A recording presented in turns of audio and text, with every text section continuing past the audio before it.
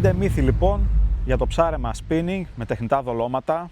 Η αλήθεια είναι πως η έμπνευση μου ήρθε βλέποντας διάφορα post, σχόλια σε ομάδες ψαρέματος στο Facebook κυρίως, αλλά γενικότερα στο διαδίκτυο. Και είναι πράγματα που συνήθως ακούγονται, έχουν κάποια βάση, αλλά πολλές φορές δεν είναι ακριβώς αυτό. Η αλήθεια βρίσκεται κάπου στη μέση. Οπότε πάμε να δούμε τους 5 μύθους και ποια είναι η δική μου άποψη επάνω σε αυτούς. Πρώτος μύθος λοιπόν είναι ότι το ψάρεμα είναι πολύ πιο αποδοτικό, ειδικά για άλλα βράκια και άλλα ψάρια, όταν υπάρχει έντονη θαλασσοταραχή. Δηλαδή όταν έχουμε κύμα στη θάλασσα, στην παραλία. Εν μέρει ναι, ισχύει, αλλά όχι πάντα. Όχι για όλους τους τόπους, όχι για όλες τις εποχές. Πολλά πράγματα παίζουν ρόλο, όπως το σημείο, το πόσο θολά είναι τα νερά και το τι ψάρια κυνηγάμε. Επίσης, όλα τα σημεία δεν δουλεύουν με θαλασσοταραχή. Κάποια δουλεύουν με κάλμα θάλασσα, όπως αυτή πίσω μου. Εν τέλει, ο κάθε τόπος θα σου πει αυτό που θέλει. Το μόνο που έχεις να κάνεις είναι να τον ακούσεις πηγαίνοντας για ψάρεμα όλες τις εποχές, όλους τους καιρούς και δοκιμάζοντας διαρκώς καινούργια πράγματα, τεχνητά, πλεύσεις και χρώματα. Μόνο έτσι θα καταλήξεις αν ένας τόπος δουλεύει καλύτερα με κύμα ή χωρίς. Ο επόμενος μύθος ουσιαστικά είναι αρκετά κοντινός με τον πρώτο και έχει να κάνει με το ψάρεμα με τεχνητά δολώματα σε συνθήκες έντονης θολούρας ή ακόμα και λάσπης. Η θολούρα είναι κάτι που το θέλουμε γενικότερα στο ψάρεμα και ειδικά στο ψάρεμα με τεχνητά δολώματα, καθώς κάμπτει πιο εύκολα την καχυποψία των ψαριών και ειδικά σε μέρη τα οποία είναι αρκετά χτυπημένα από ψαράδες, σπίνερ κτλ.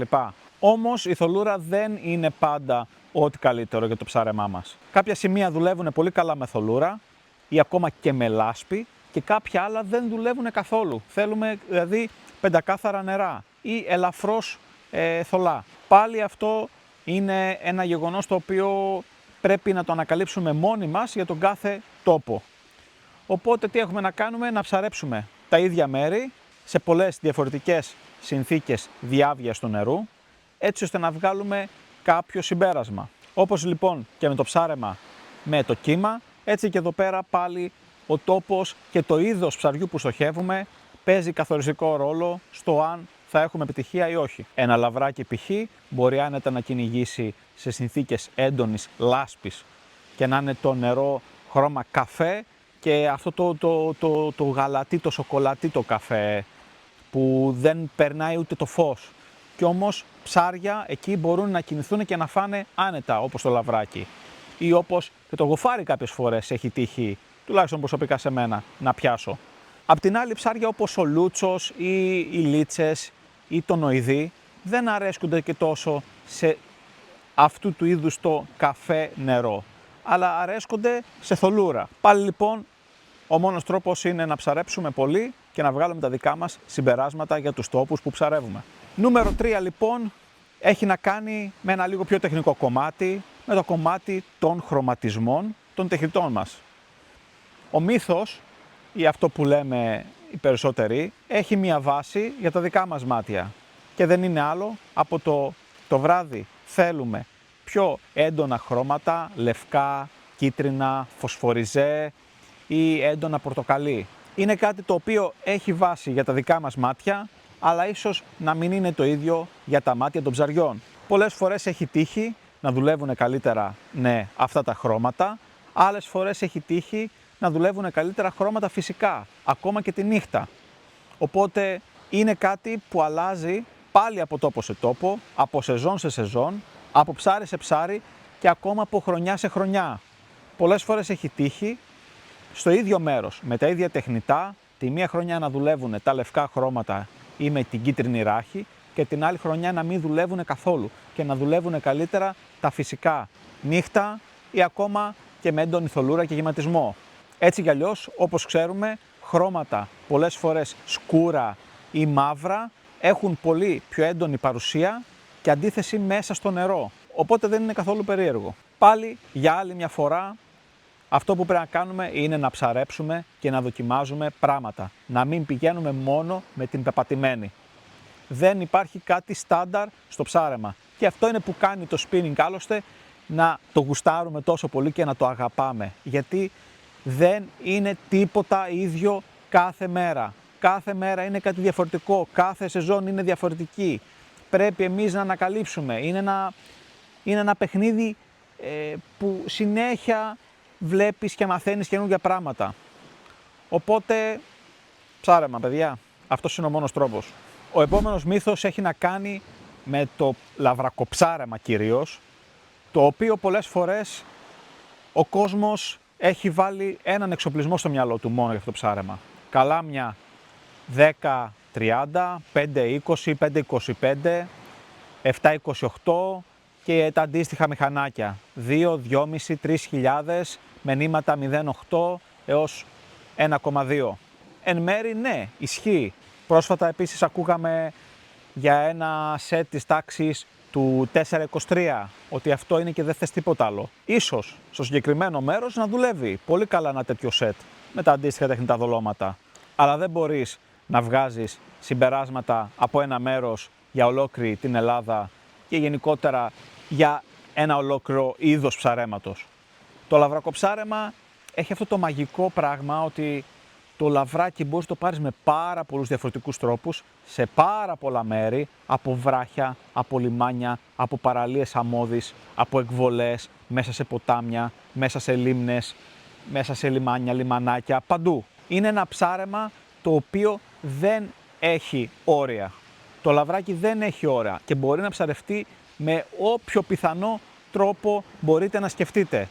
Από spinning με πολύ ελαφριά δολώματα μέχρι πλάνους, μεγάλα κουτάλια, μεγάλες σιλικόνες και γενικότερα ό,τι πιο ακραίο μπορείτε να σκεφτείτε. Το λαβράκι ειδικά είναι ένα ψάρι το οποίο, όπως είπαμε, μπορεί να γυρνάει σε λιμανάκια με πολύ ήσυχα και κρυστάλλινα νερά, αλλά να γυρνάει και σε πολύ άγριες και ταραγμένες θάλασσες ή βαθιά μέσα στα ποτάμια.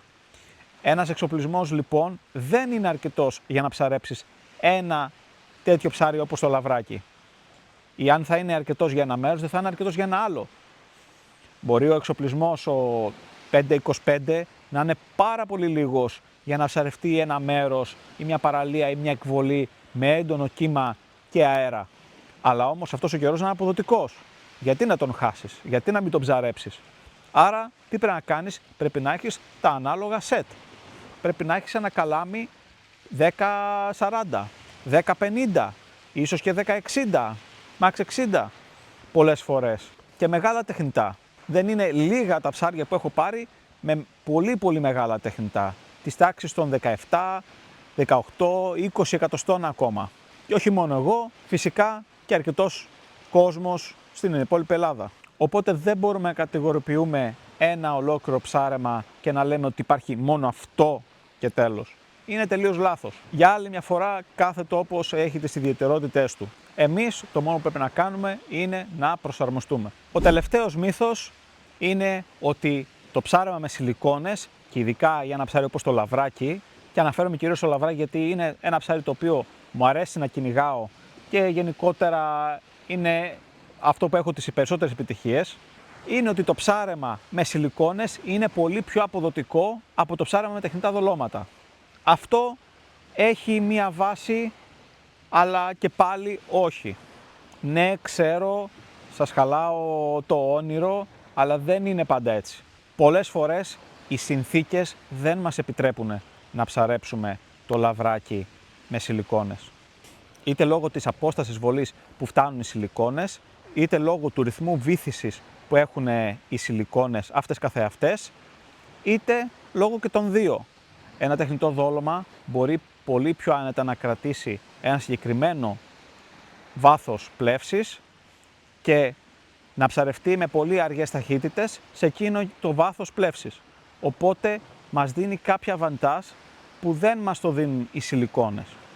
Άλλη μια φορά λοιπόν πρέπει να προσαρμοστούμε και να επιλέξουμε τα σωστά τεχνητά δολώματα για τους σωστούς τόπους.